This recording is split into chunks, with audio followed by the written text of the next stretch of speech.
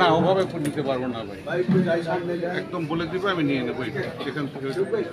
আসসালামু আলাইকুম, বলবে সেটাই নেই। বিসমিল্লাহির রহমানির রহিম। শুকরিয়া, আলহামদুলিল্লাহ। আজকে বর্তমান সমসাময়িক প্রেক্ষাপট নিয়ে যে আলোচনার আয়োজন করা হয়েছে, এই আলোচনার সম্মানিত সভাপতি আমাদের মাঝে উপস্থিত আছেন, আজকের এই আলোচনার প্রধান অতিথি এদেশের ছাত্র আন্দোলনের অন্যতম ব্যক্তিত্ব, যিনি জাতীয়তাবাদী ছাত্র দলের এককালীন সভাপতি দায়িত্ব পালন করেছেন, সারা বাংলাদেশে জাতীয়তাবাদী ছাত্র দলকে সংগঠিত করার ক্ষেত্রে গুরুত্বপূর্ণ অবদান রেখেছেন বড় ভাই জনাব শামসুজ্জামান দুদু ভাই সহ উপস্থিত অন্যান্য আলোচকবৃন্দ, উপস্থিত প্রিয় সাংবাদিকবৃন্দ এবং অন্যান্য ব্যক্তিত্ব। আজকে মূল যে বিষয়টি নিয়ে আলোচনার এখানে সংগঠিত হচ্ছে,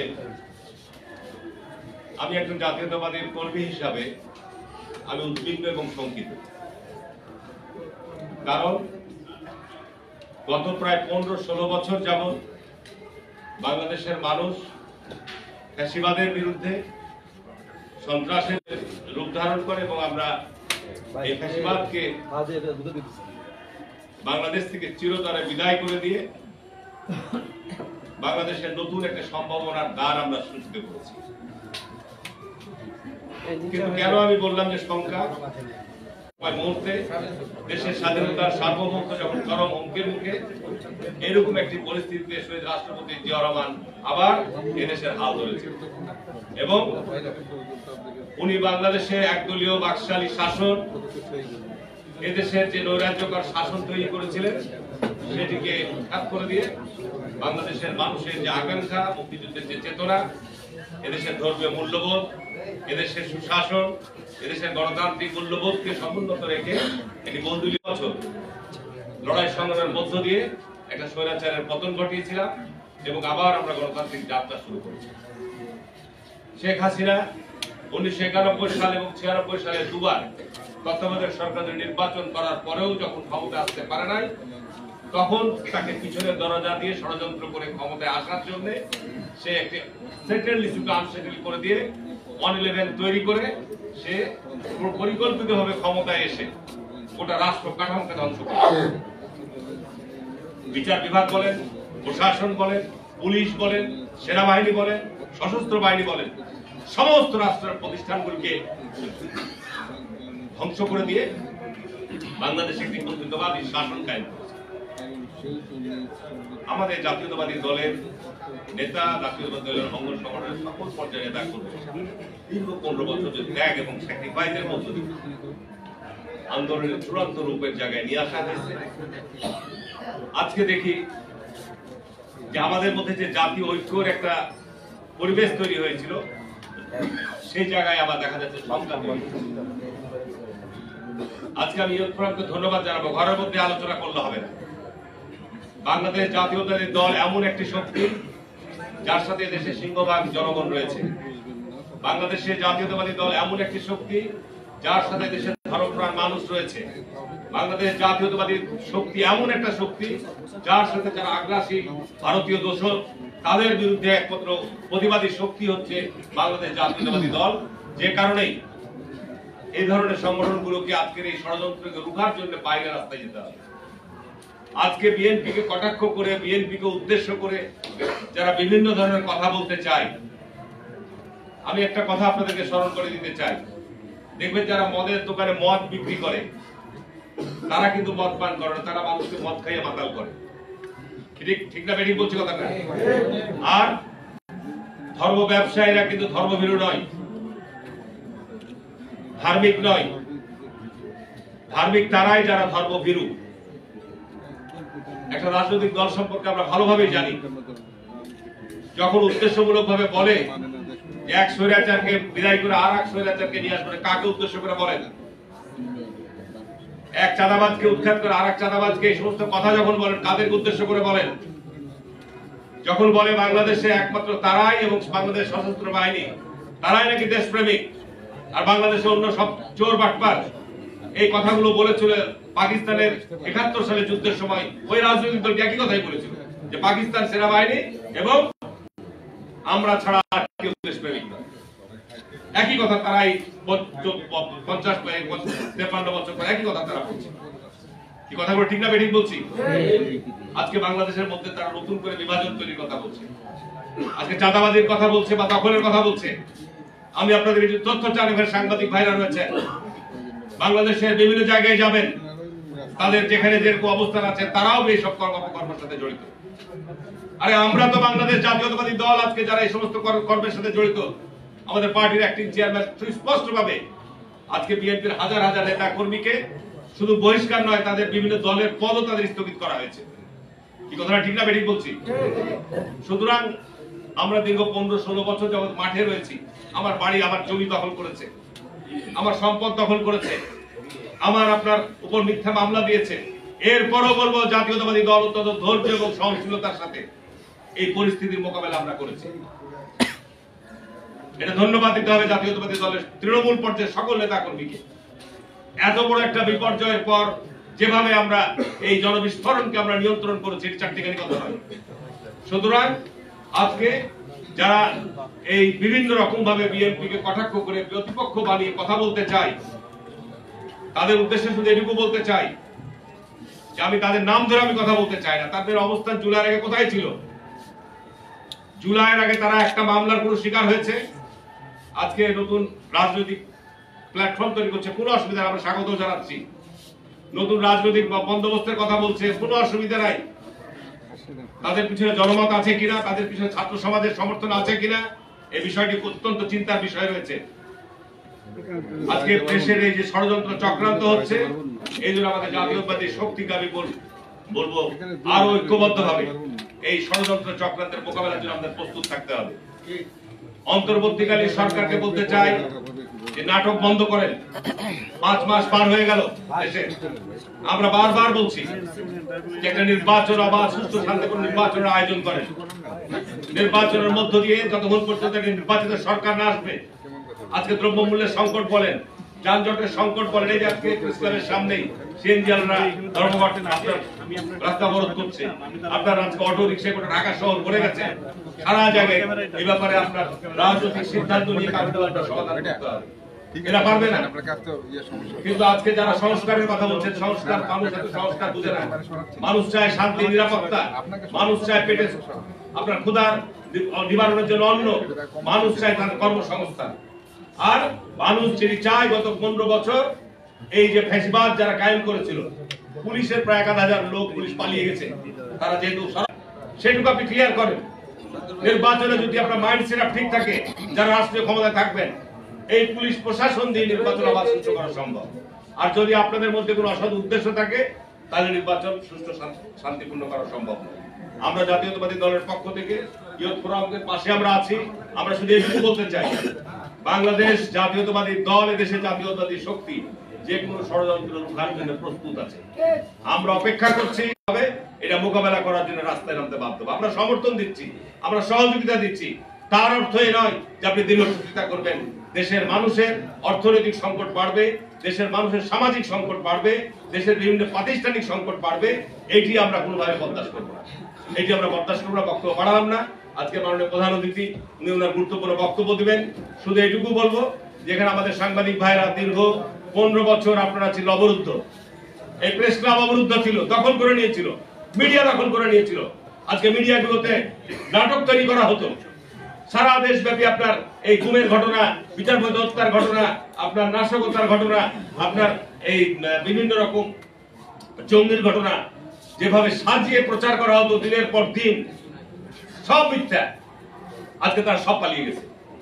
আমি মিডিয়াকে বলবো যে আজকে এই সংকট, এই সমস্যাগুলো আপনারা নিরপেক্ষভাবে আপনাদের গণমাধ্যম, ইলেকট্রিক মাধ্যমে তুলে ধরবেন।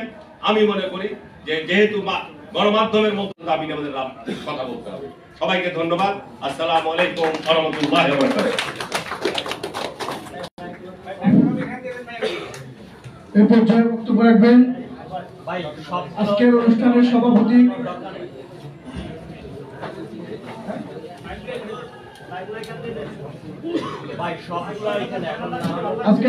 সভাপতি সাইদুর রহমান ভাই।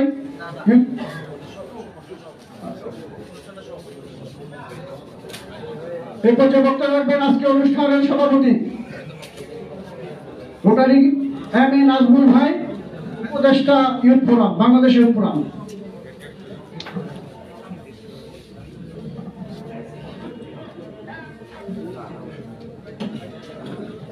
বিসমিল্লাহির রহমানির রহিম। মুক্তিযুদ্ধের চেতনা লালিত সংগঠন বাংলাদেশ বিএনপি চেয়ারপারসনের উপদেষ্টা, আমরা ভাইস চেয়ারম্যান শামসুদ্দিন দুদু ভাই উপস্থিত রয়েছেন, জননেতা মোহাম্মদ হারুন রশিদ সাবেক এমপি এবং বিএনপির চেয়ারপারসন উপদেষ্টা উপস্থিত ছিলেন, সাংবাদিক মহলের অন্যতম শিল্পশালার এবং সাহসী বক্তা কাদের গণিত চৌধুরী, সতত্ত্ব গবেষণা বিষয়ক সম্পাদক বাংলাদেশ দল এবং মঞ্চ উপবিষ্ট অন্যান্য সম্মানিত বক্তাবৃন্দ, অতিথিবৃন্দ এবং সামনে উপবিষ্ট সাংবাদিক ভাই ও বোনেরা, সকলকে ইউথ ফোরামের পক্ষ থেকে আন্তরিক ধন্যবাদ ও কৃতজ্ঞতা জানাচ্ছি। আজকে অনেক সাংবাদিক ভাই আজকে সামনে রয়েছেন, কিন্তু পরবর্তী পরিস্থিতিতে আজকে আপনাদেরকে এত সাংবাদিকদের ভিড় এখানে দেখছি, কিন্তু 5 আগস্টের সময় কিন্তু অনেক সাংবাদিক ভাইয়েরা তাদের নিজ নিজ মত প্রকাশ করতে পারতেন না, এখানে উপস্থিতি কম ছিল। এই হলে আমরা অনেক প্রোগ্রাম করেছি। ভাইরা আমার, আপনারা জানেন যে আজকের এই দিনটি একটি কালো দিবস বলে আমি মনে করি, কারণ এই দিনটি 1914 সালের যে ফ্যাসিবাদ সরকার যে জাতীয় সংসদ নির্বাচন অনুষ্ঠিত করেছিল, সেই সংসদ নির্বাচনে 104 জন প্রার্থী বিনা প্রতিদ্বন্দ্বিতায় নির্বাচিত হয়েছিল। তাই এই দিবসটিকে আমি কালো অধ্যায় বলে আমি মনে করি, কালো দিবস বলে মনে করি। ভাইরা আমার, আজকে অভ্যুত্থানের 5 মাস অতিবাহিত হয়েছে।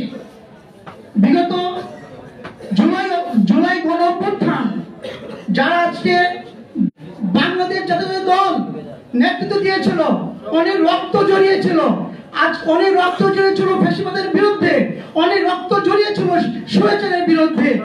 এই তার ধারাবাহিকতায় জুলাইয়ের এই গণ অভ্যুত্থান সংঘটিত হয়েছে। সুতরাং আপনাদের অবদানকে আমরা খাটো করে দেখছি না।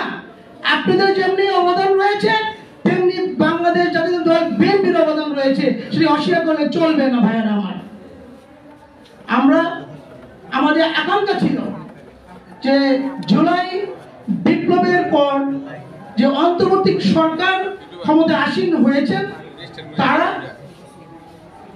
এই যে জাতি যাতে বুঝতে পারে যে গত ফ্যাসিবাদ সরকার কি ধরনের দুর্নীতি করে বাংলাদেশকে একটা তলাবিহীন ঝুড়িতে পরিণত করে রেখে গিয়েছিল। ভাইরা আমার, আমরা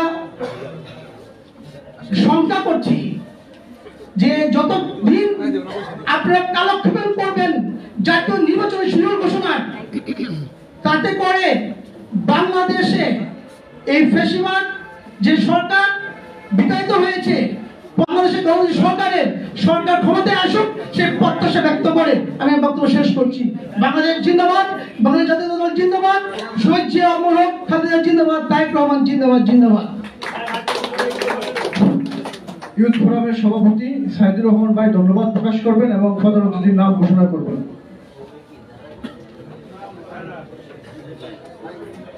বিসমিল্লাহির রহমানির রহিম। বাংলাদেশ ইউথ ফোরাম কর্তৃক আয়োজিত আজকের এই আলোচনা সভায় মাননীয় প্রধান অতিথি, মাননীয় প্রধান আলোচক সহ সম্মানিত অতিথিবৃন্দকে আমাদের সংগঠনের পক্ষ থেকে আন্তরিকভাবে অভিনন্দন জানাই। সম্মানিত সাংবাদিক বন্ধুগণ, সম্মানিত নেতৃবৃন্দ, এখানে একটি কথা বারবার আসছে, আমাদের বিশেষ করে হারুন ভাই বলছেন আমাদের মাঠে থাকতে হবে। আমরা বাংলাদেশ ইউথ ফোরাম 1/11 প্রেক্ষাপটকে সামনে নিয়ে মঈনুদ্দিন ফখরুদ্দিনরা যখন দেশের সকল রাজনৈতিক দলের কর্মকাণ্ড বন্ধ করে দেয়, সকল কর্মসূচি বন্ধ করে দেয়, ঠিক সেই মুহূর্তে বাংলাদেশ ইয়ুথ ফোরাম প্রতিষ্ঠিত হয় এবং ফখরুদ্দিন মঈনুদ্দিনদের বন্দুকের নলের মুখে দাঁড়িয়ে আমরা সেই মঈনুদ্দিন ফখরুদ্দিন সরকারের বিরুদ্ধে কথা বলেছি এবং সেই মঈনুদ্দিন ফখরুদ্দিনের পর 15.5 বছর শেখ হাসিনার বন্দুকের নলের মুখে দাঁড়িয়ে আমাদের দুবাই সাক্ষী শত শত প্রোগ্রামে তিনি আমাদের বাইরে এবং ভিতরে অংশগ্রহণ করেছেন। আমরা শেখ হাসিনার বন্দুকের নল আমরা ভয় করি নাই, আমরা ফখরুদ্দিন মঈনুদ্দিনের বন্দুকের নল আমরা ভয় করি নাই। আমরা একমাত্র আল্লাহ বিশ্বাসী। বাংলাদেশ জাতীয়তাবাদী দলের নেতৃত্বে, বাংলাদেশ জাতীয়তাবাদী দলের নেতৃস্থানীয় বাংলাদেশ জাতীয়তাবাদী দলের ভারপ্রাপ্ত চেয়ারম্যান দেশনায়ক তারেক রহমানের নির্দেশে যতগুলি কর্মসূচি দিয়েছেন, যতগুলি কর্মসূচি বাংলাদেশ ইয়ুথ ফোরামের ব্যানারে আমরা মাঠে এবং ভিতরে আমরা পালন করেছি এবং বর্তমান এই ফ্যাসিবাদ বিরোধী আন্দোলনে আমাদের 5 তারিখ পর্যন্ত আমরা মাঠে ছিলাম। আমরা এই সরকার প্রতিষ্ঠিত হয়েছে, এই সরকারের কাছে আমাদের বাংলাদেশ ইয়ুথ ফোরাম থেকে আমাদের যে দাবি, সেই দাবি হলো যে সংক্ষিপ্ত আকারে সংস্কার কাজ শেষ করে অনতিবিলম্বে দেশের জনগণ বিগত 3টি নির্বাচনে ভোট দিতে পারে নাই, ভোটের ব্যবস্থা করুন, ভোট দেওয়ার জন্য ব্যবস্থা গ্রহণ করুন, সেই আশাবাদ ব্যক্ত করছি। এখন আপনাদের সামনে বক্তব্য রাখবেন আজকের অনুষ্ঠানের সম্মানিত প্রধান অতিথি, সাবেক সংসদ সদস্য, বাংলাদেশ জাতীয়তাবাদী ছাত্র দলের সংগ্রামী সাবেক সভাপতি, 90-এর ছাত্র গণ অভ্যুত্থানের মহানায়ক, বাংলাদেশ জাতীয়তাবাদী দল বিএনপির জাতীয় নির্বাহী কমিটির সংগ্রামী ভাইস চেয়ারম্যান, আমাদের প্রিয় অভিভাবক জননেতা শামসুজ্জামান দুদু। জননেতা শামসুজ্জামান দুদু।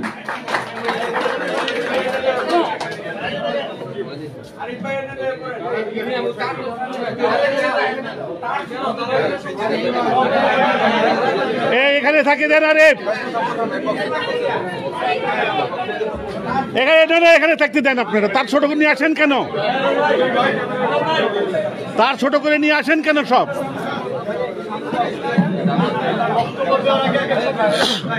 রাম কাটতে খাবার করতে আসেন, সব তার ছোট করে নিয়ে আসেন নাকি?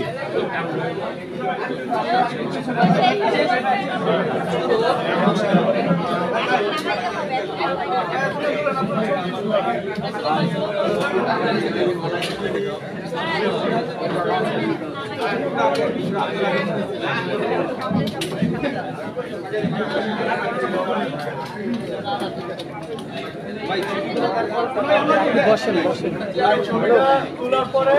এই বসেন।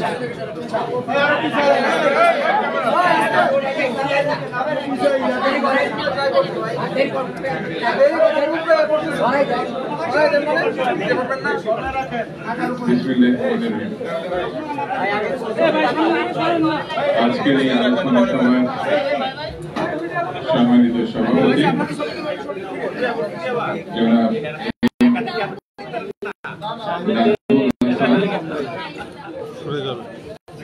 আর এই অনুষ্ঠানে জান, এই যে ভিডিওওয়ালারা সরেন ভাই, এই যে সরেন, এখান থেকে সরেন, এই সরে মারো, শেষ করো। উপদেষ্টা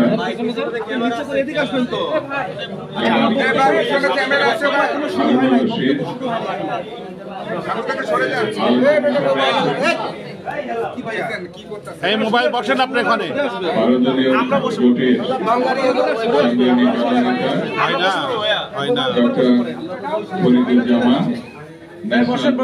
পার্টির আরো নিচু করেন, চেয়ারম্যান, কোনো ধরনের কোনো ডিস্টার্ব অ্যাকসেপ্ট করবেন না ভাই। আমি চৌধুরী সাহেব, পেশাজীবী নেতা, অন্যান্য আলোচক বৃন্দ, আর এই আয়োজক হিসেবে যিনি কাজ করেন সাইদুর রহমান সহ কেন বসে দেবে? কেন না না বসে কেন দেবে? এখানে মাইক্রোফোন আগে দিছে, ওনাকে জিজ্ঞেস করে দিচ্ছি আমি কোথায় কথা বলবো। আপনি বেশি শক্তি ক্ষয় করতেছেন, আমাকে কথা বলে দিচ্ছি আমি যে কোথায় কঠোর ভাষায় শক্তি ক্ষয় আশা কথা বলতে আলোচনা করি, তাহলে আজকে যারা দিলে ভালো হতো। ক্ষমতায় আছেন শক্তি প্রয়োগ কেন করতে দেবো বলেন? তারা আমি ওনাকে বলে দিচ্ছি আগে, কথা বলছি যে স্যার কোথায় কথা বলবো, অভ্যুত্থানের বলছে এখানে 5 মাস কথা বলবো, আমি মাইক্রোফোন এখানে দিই। আকাঙ্ক্ষার সংখ্যা আপনি আমাকে কি শেখাতে চান বলেন? শিখাইতে চাইনি। অত্যন্ত প্রয়োজনীয়। আপনি বললেন যে ছোট তার নিয়ে আসলো কেন? অবশ্যই ছোট তার, থেকে ছোট তার অবশ্যই ছোট তার নিয়ে আসবেন না। আকাঙ্ক্ষা কি ছিল? প্রফেশনাল হলে পরে প্রফেশনাল একত্রিতভাবে শক্তি প্রয়োগ করে কথা বলবেন। 100% এখানে যারা প্রফেশনাল আছে তারা বিগত 15 বছর মাঠে কাজ করে তারপরে মানুষ না, ভোট দিতে পারবে, আমি তো একদিনও আসবো না, আমি তো তার রাষ্ট্রীয় পছন্দের আর কথা বললেন না। আমি তো রাষ্ট্রীয় টেলিভিশনের কাছে আর রাষ্ট্রের কাছে বুঝতে হবে আপনার। এবং আপনি রাষ্ট্রের কাছে থাকেন। উদর আপনি কেন কথা পুষ্টির বলেন? জন্য তার এত ভাবতে হবে না। আপনি বাজারে ছোট সিন্ডিকেট প্রফেশনাল কাজ ভেঙে করেন। ফেলা, প্রফেশনাল না। ছোট গুণ হবে না। যখন কাজ আপনি করতে আসি তখন কথা কাজ বোঝেন নাই, গুণ হবে না। আপনি যখন প্রফেশনাল তখন সমস্ত মানুষ স্বাচ্ছন্দ্যে প্রফেশনাল হতে হবে, চলাফেরা সব করতে আছে পারবে। টুকলেন। হইতে হবে। আপনারা তারপরও তার দুর্নীতি বন্ধ হবে, কথা বললেন। আপনি ছোট তার সীমাহীন ব্যাংক লুট রেকর্ড করতে পারেন না, এটা বন্ধ হবে, কাজ করতে আসছেন। ঘুষ রাহাজানি এগুলো বন্ধ হবে। কিন্তু দুঃখের বিষয়, এই বিষয়গুলো সামনে এখন দুঃখজনক একটা পর্যায়ে আছে। এখনো যারা ছাত্র জনতার উপরে গুলি করেছে, যে আইন শৃঙ্খলা বাহিনী, তারা এখনো বহাল তবিয়তে আছে। যারা 14 সালে নির্বাচন করেছেন, 18 সালে নির্বাচন করেছেন ভোটারবিহীন, 14 সালে বিনা প্রতিদ্বন্দ্বিতায় একটি সরকার গঠন হয়েছে, একটা পার্লামেন্ট গঠন হয়েছে। যারা করেছেন, যে নির্বাচন কমিশন এবং প্রশাসক হিসেবে যারা বিভিন্ন ডিসি ছিলেন, টিএনআর ছিলেন, তারা কিন্তু স্ব পদে আছে।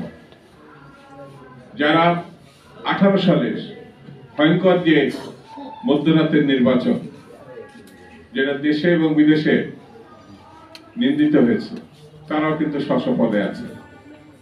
24 সালের 7 জানুয়ারি যে নির্বাচন, তারাও সেই পদে আছে। তাহলে এই পরিবর্তনের পর যারা নেতৃত্বের আসনে আসলেন সরকারে, তারা কি করলেন, তারা কি ছিলেন? আমি ছোট্ট একটা গল্প বলি, আজকে বক্তৃতা করে সব তো বোঝানো যাবে না। 74 সালে এক যুবলীগের, শেখ মুজিবের খুব ঘনিষ্ঠ একজন গ্রেপ্তার হয়েছে। তাকে থানায়, মতিঝিল থানায় ঢুকেছিল এক ওসি। তো ওসি ঢুকানোর পরে সে তো খুব হাসাহাসি করছে যে যুবলীগের নেতা, কারণ বঙ্গবন্ধু আছে, তো রাখতে পারবে না।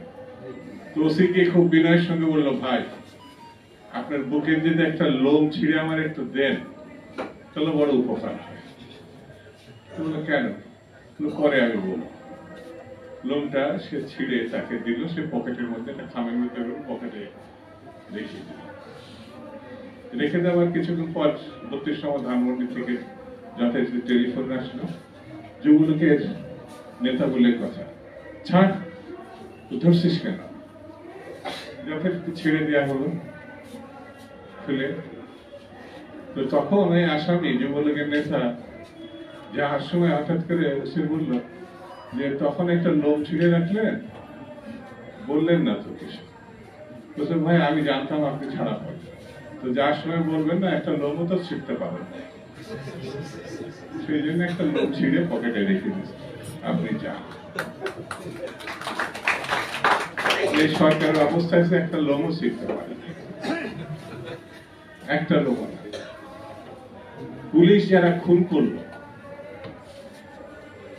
ছাত্রলীগ, যুবলীগ, আওয়ামী লীগ, নির্বিচারে মানুষ খুন করলো। এখন ভারত দোষারোপ করছে হাসিনাকে, তো আমরা নিয়ে আসি না, সেনাবাহিনী তাকে পৌঁছাই দিচ্ছে শ্মশান।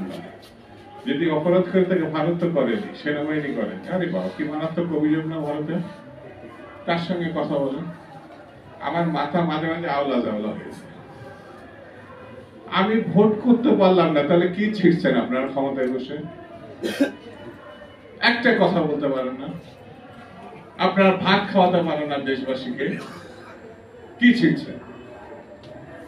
আইন শৃঙ্খলা পরিস্থিতি যে কোনো সময় থেকে খারাপ, কি করছেন আপনারা?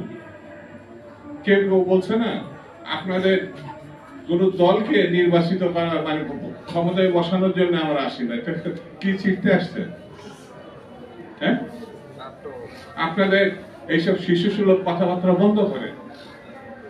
আপনাদের ঘাড়ে পা দিয়ে আমরা ক্ষমতায় আসি না। আপনাদের জন্মেরও অনেক আগে বিএনপি 3-4 বার ক্ষমতায় আসছে। আপনাদের জন্মের আগে, আপনারা যখন শিশু 15 বছর বয়স, তখন আন্দোলন শুরু করেছিলাম আমরা, ছাত্র আন্দোলন। আগের কথা বাদ দেন, আপনাদের বয়স 25 না? 25 আর 15, সরি 15 আর 10, 25 শিশু যখন ছিলেন আমার আন্দোলন শুরু করেছিলাম, গণতান্ত্রিক আন্দোলন। এই সময় 15 বছরের পরে এসে 1 মাসে কি লাফালাফি করলেন? সবাই তো নাম বাদ দিয়ে আপনাদের ছায়াতলে গেছিল। বৈষম্য বিরোধী ছাত্র আন্দোলন গিয়েছিল না?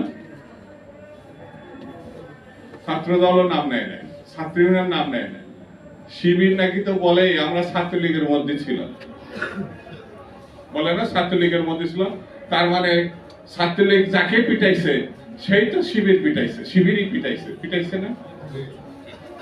কি যে বলে, একটু বুদ্ধি জ্ঞান করেও কথা বলে না। আবার আরেকজন আছে, সে ছাত্রলীগ থেকে আসে। এখন তো ভাই সেখানে আপনি ফিরতে পারবেন না, কারণ সেটা তো নিষিদ্ধ সংগঠন। সে আবার বড় বড় কথা বলছে ইলেকশন দে, এটা সহজ পথ, সসম্মানে ঘরে ফেরার। আরে ভাই, আপনারা এত ভয় পাচ্ছেন কেন? এত বড় একটা গণঅভ্যুত্থান করেছেন, বিপ্লব করেছেন, দেশবাসী তো আপনাদেরকে চিনে, আপনাদেরকে ভোট দেবে না, এটা আপনারা কেন এই ধরনের সন্দেহ করছেন? ইলেকশন দিলে তো আপনাদের জেতার কথা না? 90-এর গণঅভ্যুত্থানের পর বিএনপি জিতেছে, ছাত্র দলের সরাসরি নেতৃত্বে তখন গণঅভ্যুত্থান এসেছে। তা আপনাদের নেতৃত্বে যদি গণঅভ্যুত্থান হয়, তা আপনারা তো একটা রাজনৈতিক দল গঠন করার চেষ্টা করছেন না? তাহলে ইলেকশন দিবেন না কেন? ইলেকশন দিলে তো জিতবেন। বিএনপি নাকি চাঁদাবাজি করে, বিএনপি নাকি দখলবাজি করে, বিএনপি নাকি ওই যে কে যেন আজহার নাকি মাঝার একজন আছে, আগে ওরা খাইছে এখন এরা খেতেছে, এটা কি বলছে না? ভাইরে, রাজনীতি করবেন স্বনামে আসে, আড়াই লাখ লেগে রাজনীতি করেন, জামাতে জয়েন করেন, আপত্তি নেই তো। অন্য একটা দলে জয়েন করেন। আমার কাছে কথা খুব পরিষ্কার, এখন খুব পরিষ্কার করে বলি, বিএনপি গরিব মানুষের দল, মধ্যবিত্তের দল। এই দেশের এখন এই আন্দোলন সংগ্রামের কারণে বিএনপি হৃদয়ের মধ্যে আছে, মানুষের হৃদয়ের মধ্যে আছে। আর আওয়ামী লীগ লুটপাট করেছে। আওয়ামী লীগের সঙ্গে বিএনপি যারা তুলনা করে, তাদের মতো শয়তানের শয়তান বাংলাদেশের আর দ্বিতীয়টা জন্মায় নাই। চোখ থাকতে অন্ধ বলে একটা কথা আছে, এরা হচ্ছে সেই জাতির। হাসিনার বেগম যে এক জিনিস, জয় আর তারেক রহমান এক জিনিস। এই সামান্য পার্থক্য যাদের মধ্যে নাই, তাদেরকে শয়তানের বাপ ডাকা ছাড়া তো আর কিছু বলার নাই। সেই জন্য খুব পরিষ্কার করে কথা বলি, নির্বাচন চাই। যারা 111-এর মধ্য দিয়ে বিএনপিকে ঠেকাতে চাইছিল, তারাই, যারা 111-এর মধ্য থেকে বিএনপিকে ঠেকাতে চাইছিল, সে প্রথম আলো হতে পারে, ডেইলি স্টার হতে পারে, ডক্টর ইউনূস হতে পারে, তারাই আওয়ামী লীগকে ক্ষমতায় বসিয়েছিল। সেই আওয়ামী লীগ কি জিনিস গত 20 বছরে বাংলাদেশ দেখেছে। ডক্টর ইউনূসও তখন প্রধান উপদেষ্টা হতে চেয়েছিলেন। আপনাকে ভালো মানুষ হিসাবে আমরা জানি, আপনি সম্মানিত ব্যক্তি, আপনার উপরে বাংলাদেশের মানুষ নির্ভর করতে চায়, কিন্তু এমন কোনো কাজ করবেন না যাতে আপনার উপরে সন্দেহ তৈরি হয়, আপনার অর্জিত সম্মান বিনষ্ট হয়।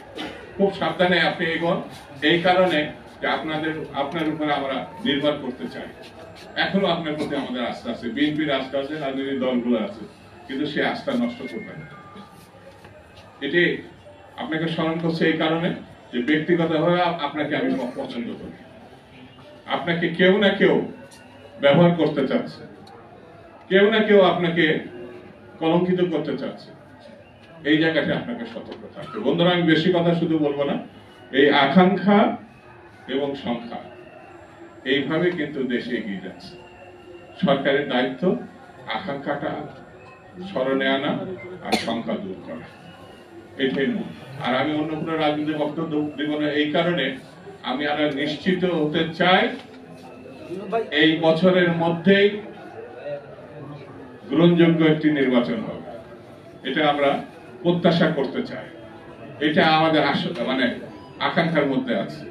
এবং সরকার প্রধান হিসেবেও ডক্টর ইউনূস বলেছেন এই বছরের মধ্যে অথবা 26-এর প্রথমে এর মধ্যে থাকে, তাহলে আমার মনে হয় সহি সালামতে আমরা একটা ভালো কিছু প্রত্যাশা করব, আপনারাও যেতে পারবেন। কারণ আমরা চাই আপনাকে যেমন ফুলের মালা দিয়ে আমরা চেয়ারে বসাইছি, ফুলের মালা দিয়ে আপনাকে আমরা বিদায় করতে চাই।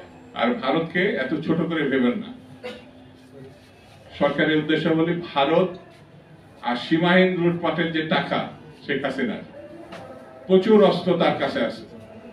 এই শক্তিকে ছোট করে দেখার আন্দোলনকারী শক্তিদেরকে আমি বলবো একটু হুঁশে থাকতে হবে। এদের থেকে আমরা কিছু নিতে পারিনি। এই সচিবালয় এখনো হচ্ছে আওয়ামী লীগের। এই সচিবালয়ে কি হচ্ছে, আগুন দেওয়ার থেকে শুরু করে আপনারা জানেন একটু পরিবর্তন হয়নি। আইন শৃঙ্খলা বাহিনীর কথা নাই বা বললাম। সেই জন্য বন্ধুরা আমাদের ঐক্যবদ্ধ থাকতে হবে, আন্দোলনের শক্তিকে ঐক্যবদ্ধ থাকতে হবে এবং সামনের দিকে আমাদের এগিয়ে যেতে হবে। সকলকে ধন্যবাদ। খুদা হাফেজ। বাংলাদেশ জিন্দাবাদ।